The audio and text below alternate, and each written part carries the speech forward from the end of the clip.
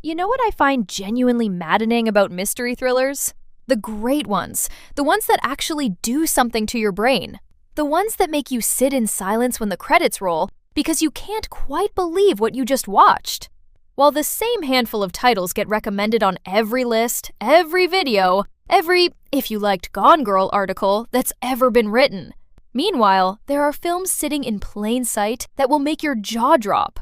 Films from Hollywood, Colombia, from France, from Spain, from Korea. Films that understood how to build a mystery so precisely that the twist doesn't just surprise you, it retroactively rewrites everything you watched before it. I've done the digging. A Spanish film where a woman saves a child's life through a television that transmits across time and wakes up the next morning to find her entire present has been erased. A French film where a man receives an anonymous email claiming his wife, dead for 8 years, is still alive. And a 1994 film set almost entirely in one interrogation room, where two men circle each other across a table in the rain, and the mystery being solved is not the one you think you're watching. 15 films, a complete descent into unreliable reality. Ranked? Let's go. Number 15. Dead Again.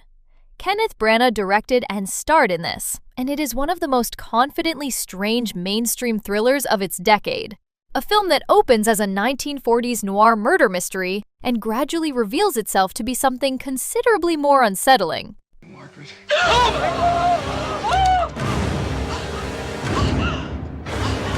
Branagh plays both a 1940s composer accused of murdering his wife and a 1991 Los Angeles private investigator who takes on a case involving a mute amnesiac woman, played by Emma Thompson, who is haunted by images from what appear to be memories she shouldn't have. The film builds toward a past life connection between the two storylines, and what makes it work is Branagh's complete commitment to the premise. He shoots the 1940 sequences in genuine black and white, with a chiaroscuro expressionism borrowed from classic noir, and the 1991 scenes in full color, so the tonal contrast between the two realities is immediately, viscerally felt. Here's what makes Dead Again the right opener for this list. It's a thriller that plays completely fair with its audience, gives you everything you need to solve the mystery, and still manages to deliver a final twist that most viewers don't see coming, because the film plants it so carefully inside the genre conventions you're expecting. Stylish, witty, and completely committed to its own delightful strangeness. Number 14. The Hidden Face. Andrés Baiz directed this Spanish-Colombian film, and what he built is a thriller structured around one of the most elegant and most purely satisfying conceits in the genre. Esto no es fácil. No tengo fuerzas para decírtelo a la cara. Me voy. A conductor in Bogotá, Colombia, comes home to find a farewell video from his girlfriend. She has left him. No other explanation. He is devastated. He moves through grief the way people do, badly, too quickly, into the arms of someone new. And then the film shows you what is actually happening. I will not go past that sentence. Because the turn The Hidden Face makes in its first 20 minutes, the structural decision that Andrés Baiz made and that the film never telegraphs, is one of the most genuinely startling formal moves in recent thriller cinema. The moment it happens, the film becomes something else entirely, and the two timelines it runs simultaneously from that point forward create a tension that the single perspective version could never achieve. Do not look this one up. Do not watch the trailer. Just go in and let the film's soundproof room reveal itself on its own terms. Remade in at least 4 countries since release, no one can reach at this level. One of the great hidden thrillers of the 2010s. Number 13. Shattered. Tom Berenger plays a San Francisco real estate developer who survives a car accident that kills his passenger and leaves him with catastrophic amnesia. He has to rebuild his identity from the outside, from what his wife tells him, from photographs, from the furniture of a life he can no longer remember living. And then the pieces don't quite fit. Wolfgang Petersen directed this, and what makes Shattered work is the specific psychological texture of its amnesia conceit. Dan is not simply missing memories, he is encountering a person, the pre-accident version of himself who he has no access to, and who everyone around him insists was a certain kind of man, a man he's not sure he recognizes from the outside looking in. The film gives you two versions of every character, the version that exists in Dan's reconstructed world, and the version that slowly emerges as the amnesia plot unravels, and trusts you to hold both simultaneously while the gap between them narrows. The plot has contrivances, and the film knows it. It doesn't apologize. It moves fast enough that the pleasure of the mechanics outweighs any forensic skepticism. A slick, confident, properly twisty thriller that the 1990s completely forgot about. Number 12, Border. Ali Abbasi directed this Swedish film, the man who later made The Apprentice, the Trump biopic that competed for the Palme d'Or at Cannes. Before that, there was this. När jag var liten trodde jag att jag var något speciell. Sen blev jag vuxen och fattade att jag är bara människa. Du är en konstig människa med kromosomfel. Det är väl inget fel på dig. Tina works as a customs officer at a ferry terminal. She has an extraordinary gift. She can smell human emotions. Fear, shame, guilt. It makes her very good at her job. And then a passenger arrives who has no emotion she can identify, who smells like nothing she has encountered before, who looks at her with a recognition that she cannot explain. Here's what I'll say about Border without removing its central revelation. This is a film that begins as a Nordic crime drama, becomes a love story of an entirely unexpected kind, and ends as something that asks fundamental questions about what humanity means, who gets to be inside it, and who gets to find out of it. Eva Melander plays Tina under extensive prosthetic makeup, and the performance she delivers through that makeup, the specific animal quality of a character who exists between categories, is one of the most fully committed physical performances in recent European cinema. I will say almost nothing about what the film reveals. I will say the mystery at its center is the mystery of what Tina actually is, and the answer, when it comes, is the most genuinely strange thing on this entire list. Number 11. The Body. Here comes the Spanish thriller that does something none of the others on this list attempt. It strips the mystery thriller down to almost nothing and discovers that almost nothing is more than enough. ¿Cómo que desaparecido? No hay que ha desaparecido. ¿Qué? Su cuerpo ha desaparecido de la morgue. Está muerta, ¿no? Sé lo que ha hecho y cómo lo ha hecho. Está muerta. Seguro. A woman's body is found in a morgue, and then it isn't there anymore. Inspector Jamie Pena is called to investigate. He has a body that has disappeared from a locked facility with no obvious means of exit, witnesses who contradict each other, and a husband, played by Hugo Silva, who is not behaving the way a grieving husband is expected to behave. Oriol Paulo directed The Body, and if that name doesn't mean anything to you yet, it will by the end of this list, because Paulo appears more than once. He is one of the finest architects of mystery thriller mechanics working in European cinema, and The Body is the film that announced it. What Paulo understands, and what most mystery thrillers forget, is that the simplest possible premise, executed with complete precision, generates more tension than an elaborate plot that hasn't earned it. The ending does something I genuinely did not see coming from a direction I should have been watching the entire time. That's the mark. Find it yourself. Number 10. Tell No One. Guillaume Canet directed this French adaptation of Harlan Coben's novel, and it is one of the most propulsive, most purely entertaining mystery thrillers of the 2000s. A film that moves at such pace and with such confidence that you barely have time to notice how many plates it's spinning simultaneously. 8 years after his wife was murdered, a pediatrician receives an anonymous email containing security camera footage that appears to show her, alive, walking through a crowd, present day. At the exact same time, 2 more bodies are discovered near the lake where she died, and the evidence starts pointing directly at him. The film that follows is a chase, he running from the police while also trying to reach the truth, and Canet controls the pace with remarkable skill, letting the plot breathe just long enough to establish each new piece of information before the next complication arrives. The final act answers everything. Every question, every planted detail, every apparently digressive subplot, accounted for, resolved, landed. Tell No One is one of the most satisfying mystery thrillers I have seen, and very less people outside France has seen it. Cluzet was compared to Dustin Hoffman by French critics. The comparison is not hyperbole. Number 9. Arlington Road. Jeff Bridges plays Michael Faraday, a university professor who teaches about domestic terrorism, whose wife, an FBI agent, was killed in a botched raid. So he already knows what paranoia feels like. He already knows how it warps things, which makes it even harder to trust himself when his new neighbors start acting strangely. Tim Robbins plays Oliver Lang, affable, family man, great with his kids. And Jeff Bridges is not sure whether he's a terrorist or whether he's just projecting. The genius of Arlington Road is that question. Is Faraday paranoid or right?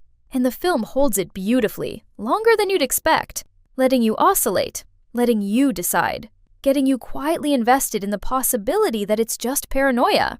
And then the ending arrives. I won't say what happens. I'll say that when it came out in 1999, it felt like a provocative thriller. Watching it now, it feels like something stranger, more uncomfortable, more prophetic. It's the kind of film that sticks with you not because of how it ends, but because of what that ending means. Number 8. Forgotten. Korean cinema does something with twists that Hollywood has basically given up trying to do. It doesn't just pull the rug, it pulls the rug and then the floor underneath it, and then you realize you were never standing where you thought. 그날 밤 이곳에서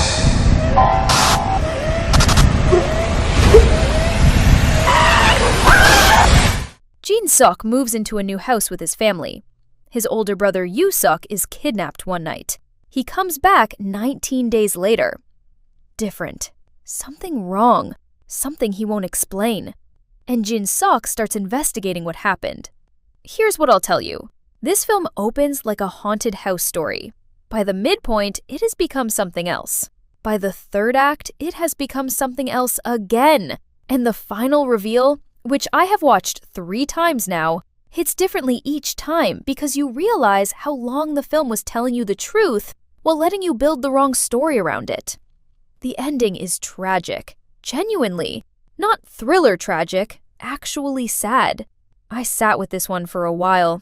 It's on Netflix. Just go and watch it. Right now!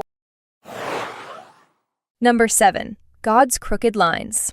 Oriol Paulo does it again. You will say the same thing when you watch this movie. Tuvo que pasar algo allí dentro. Pero la policía no quiere escucharme. ¿Preparada? Voy a averiguar qué le pasa a su hijo. A journalist checks herself into a psychiatric hospital under a false identity. Her cover story? She's investigating the suspicious death of a patient there. Her real purpose is something else entirely, and the hospital itself may not be what it appears to be either.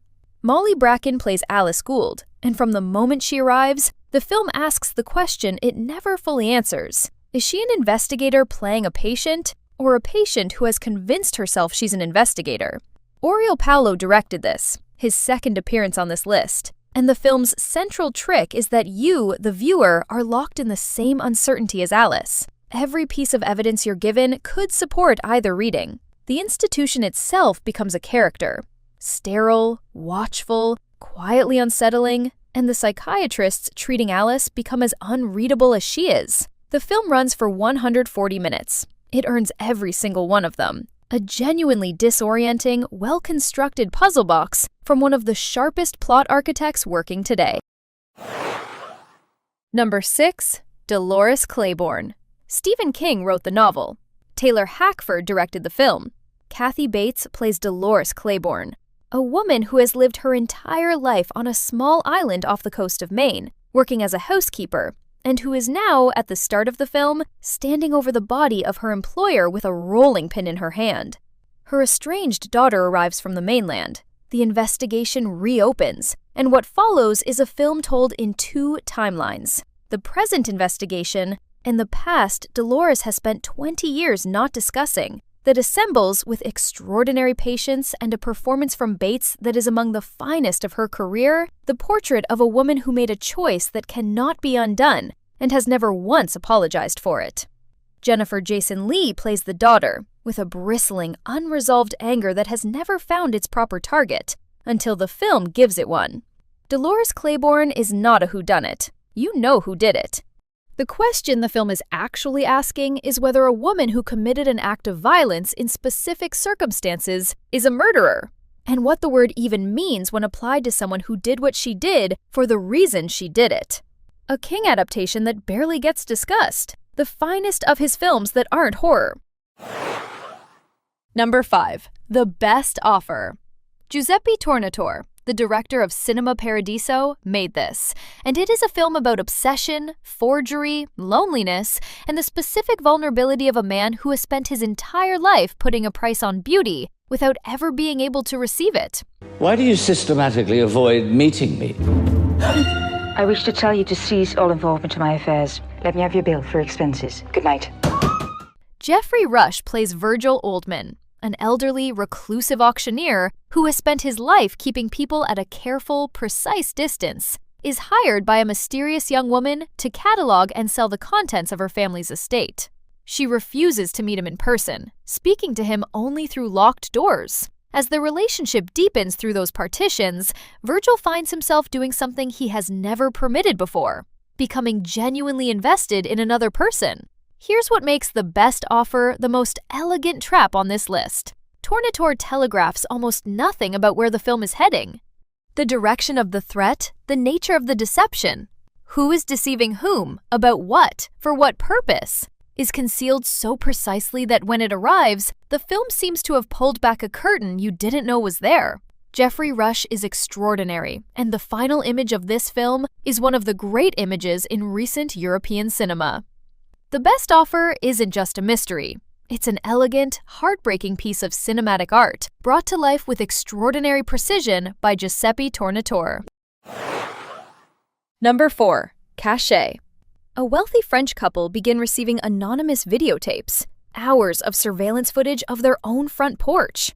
No note, no explanation, no demand, just the implication that someone, for reasons unknown, has been watching them. Daniel O'Toole and Juliette Binoche star. Michael Haneke wrote and directed this, and what he made is the most rigorous, the most uncomfortable, and the most morally serious film on this list. A film that uses its mystery mechanics not to entertain, but to implicate.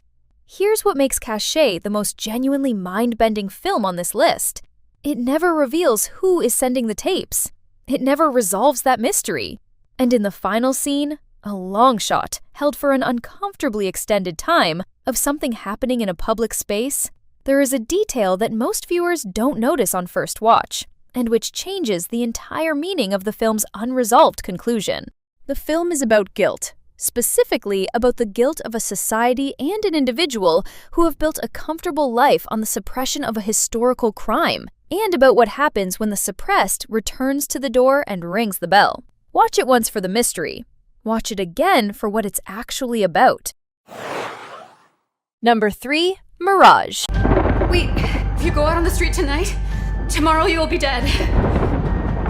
Nico, please don't go out on the street! Don't go, a car will run you over!